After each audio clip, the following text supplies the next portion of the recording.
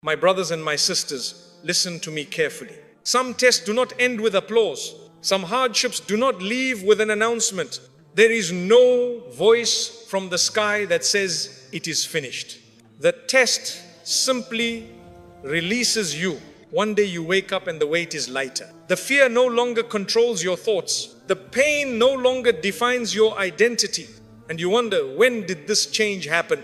It changed the moment Allah knew your heart was ready. Because Allah does not end a test when life becomes easy. He ends it when you become strong enough to carry whatever comes next. You thought the struggle was meant to break you, but it was shaping you. You thought the delay was punishment, but it was preparation. If you are still praying after the pain, still trusting after the disappointment, still standing after what should have destroyed you, then understand this clearly. You did not fail this test. You passed it. And today, I want to remind you how Allah knows when the final test is truly over. One, the test ends when your heart stops arguing with Allah. At the beginning of every test, the heart reacts before the soul understands. The mind searches for logic, and the tongue forms questions that come from pain, not disbelief. A person looks at their life and says, why me, Ya Allah? Why now, when I was finally stable? Why this pain, when I was trying to do better? Why did you allow this when you know my limits? These questions do not make someone weak in faith. They make them human. Allah created the heart and He knows how it trembles under pressure. He knows the tears before they fall, the sighs before they escape, and the thoughts we never dare to speak out loud. In the early stages of a test, the heart resists. It pushes back against reality. It tries to make sense of something that hurts too much to understand. This resistance often shows itself as constant inner arguments. A person keeps replaying events in their mind, searching for a different outcome, a different decision, a different path that could have avoided the pain. The heart keeps asking for explanations, as if clarity alone will remove the suffering. But clarity does not always heal. Sometimes it only deepens the wound.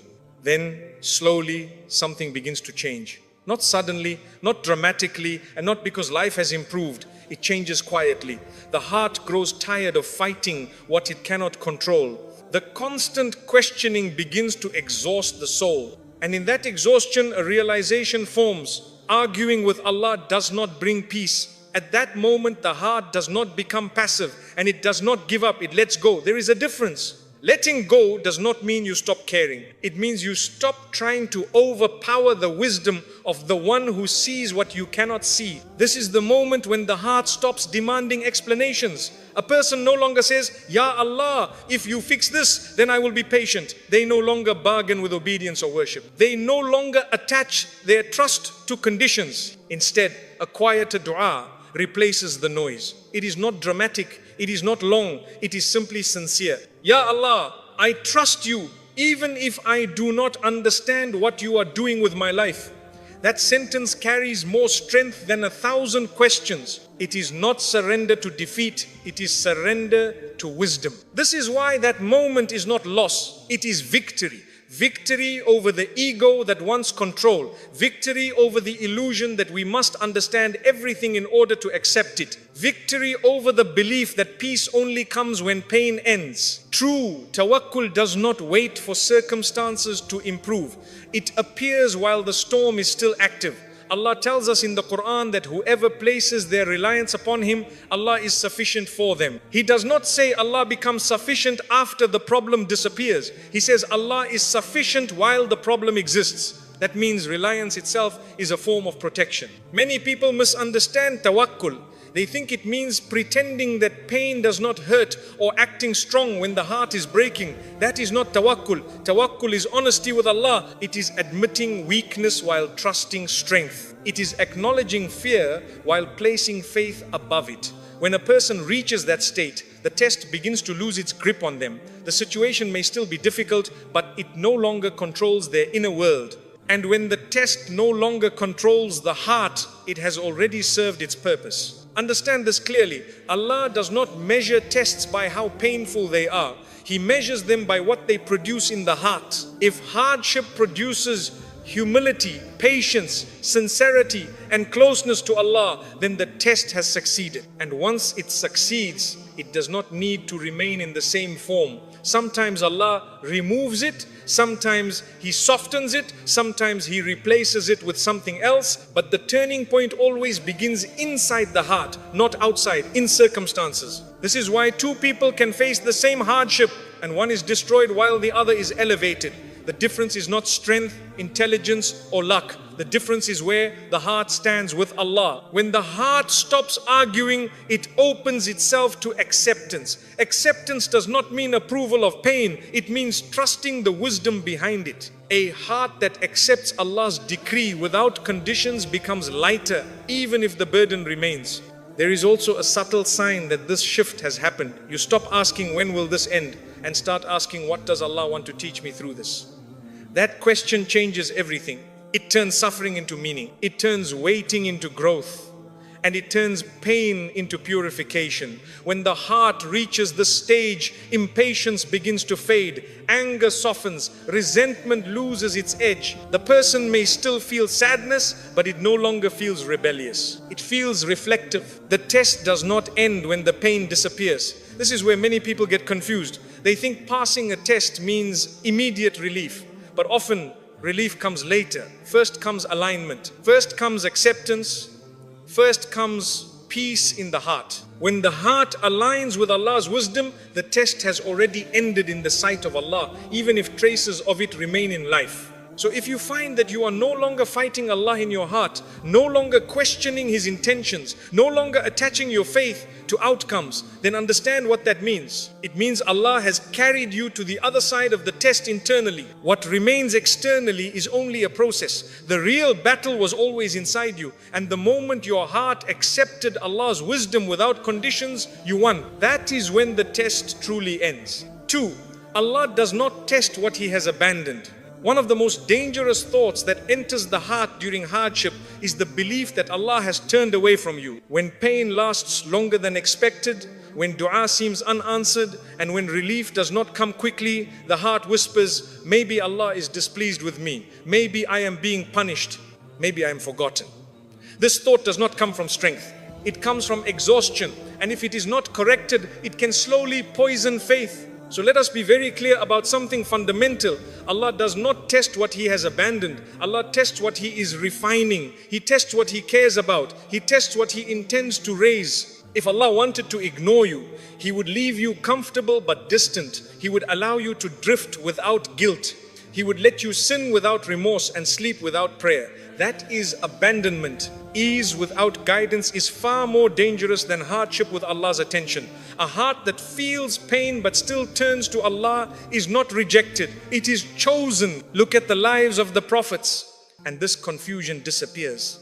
The most beloved people to Allah were tested the most severely.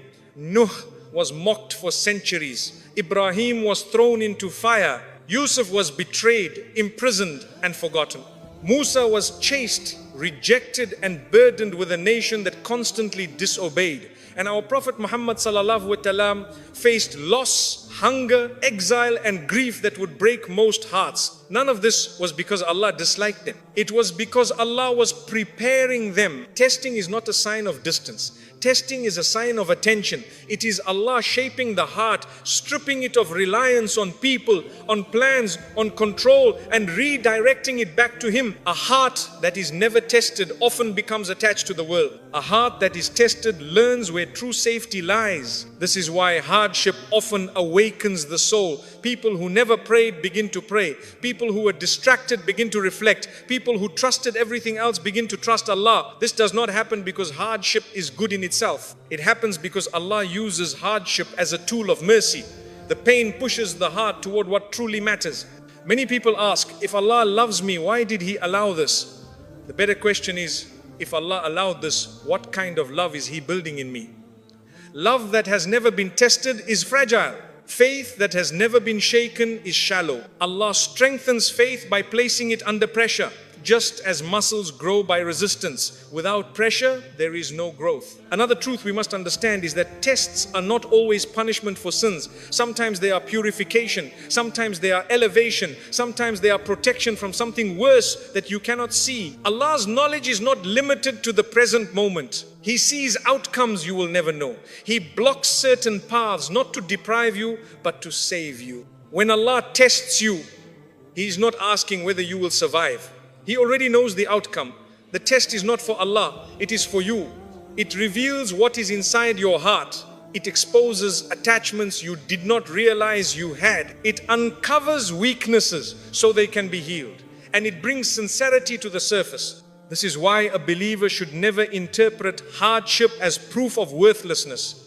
If anything, hardship is often a sign that Allah sees potential. He does not polish stones that will never shine. He does not refine hearts that are meant to remain empty. When Allah invests effort in shaping you, it is because He intends to use you for something greater than your comfort. There is also mercy hidden in the fact that tests have limits. Allah says that He does not burden a soul beyond what it can bear. This does not mean the test will feel easy. It means it is measured. Even when you feel overwhelmed, Allah knows exactly how much pressure your heart can take before it breaks. And He never crosses that line. If you are still breathing, still believing, still standing, then the test has not exceeded your capacity. That itself is evidence of Allah's care. Many people survive hardship and later realize that it saved them from arrogance, it humbled them, it made them compassionate, it made them patient. Without the test, they might have been successful but spiritually empty. With the test, they became grounded,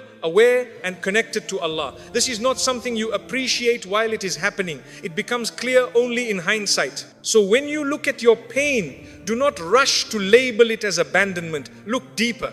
Ask yourself what it has taught you. Ask yourself how it has changed your relationship with Allah. Ask yourself whether it has softened your heart or hardened it. If it brought you closer to Allah, then it was not rejection, it was guidance in a difficult form. Remember this as well, Allah tests believers in different ways. Some are tested with loss, some with waiting, some with loneliness, some with responsibility, and some with blessings that threaten to distract them. Every test is tailored. Allah does not randomly distribute pain. He gives each soul what it needs for its journey. When the test begins to ease, or when your heart begins to feel stronger within it, do not assume Allah finally noticed you. He was always watching. The test ends not because Allah became merciful, but because mercy was the reason for the test in the first place. So hold on to this truth firmly. If Allah is testing you, He has not left you. He is working on you. He is protecting you from something unseen. He is preparing you for something ahead. And when the lesson is learned, the test will either end or transform, because Allah does not keep pain without purpose. Allah never abandons what He is shaping. 3. The final test leaves you